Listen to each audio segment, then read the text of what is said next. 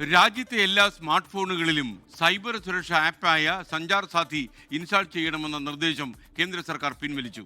App install ചെയ്യേണ്ടതില്ലെന്ന് കേന്ദ്ര സർക്കാർ ഔദ്യോഗിക വാർത്താക്കുറിപ്പിൽ പറഞ്ഞു. ആപ്പ് പൗരന്മാരുടെ സ്വകാര്യതയിലേക്കുള്ള കടന്നുകയറ്റമാണെന്ന് പ്രതിപക്ഷം വിമർശനം ഉന്നയിച്ചിരുന്നു. അതിന്റെ പിന്നാലെയാണ് കേന്ദ്ര സർക്കാർ പിന്മാറിയത്. രാജ്യത്ത് ഇറക്കുമതി ചെയ്യുന്നതും വിൽപ്പന നടത്തുന്നതും നിർമ്മിക്കുന്നതുമായ എല്ലാ സ്മാർട്ട് ഫോണുകളിലും സൈബർ സുരക്ഷാ ആപ്പായ സഞ്ചാർ സാത്തി പ്രീ ഇൻസ്റ്റോൾ ചെയ്യണമെന്ന നിർദ്ദേശമാണ് കേന്ദ്ര സർക്കാർ പിൻവലിച്ചത്.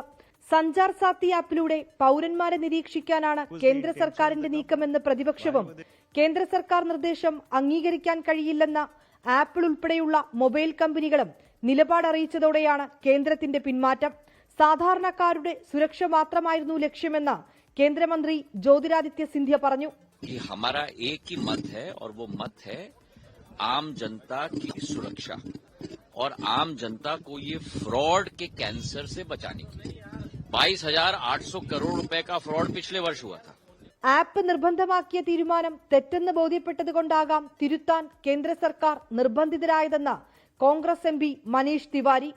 Every citizen and resident the right to privacy, and therefore under those circumstances they were compelled to take it back when they realized they were wrong. സഞ്ചാർ സാത്തി ആപ്പിന് ജനങ്ങൾക്കിടയിൽ വലിയ സ്വീകാര്യതയുണ്ടെന്നും അതിനാലാണ് പ്രീ ഇൻസ്റ്റോൾ ചെയ്യേണ്ടതില്ലെന്ന് മൊബൈൽ നിർമ്മാതാക്കൾക്ക് നിർദ്ദേശം നൽകിയതെന്നുമാണ് കേന്ദ്രം പുറപ്പെടുവിച്ച ഔദ്യോഗിക വാർത്താക്കുറിപ്പിലെ വിശദീകരണം. 24 ഡൽഹി.